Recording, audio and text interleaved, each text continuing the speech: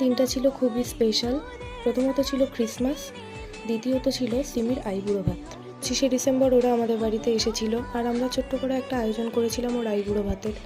তাই জন্যই রেডি হচ্ছিল, আর আমি পাশ থেকে একটু ওকে হেল্প করে দিচ্ছিলাম আইবুড়ো ভাতে রেডি হওয়ার জন্য।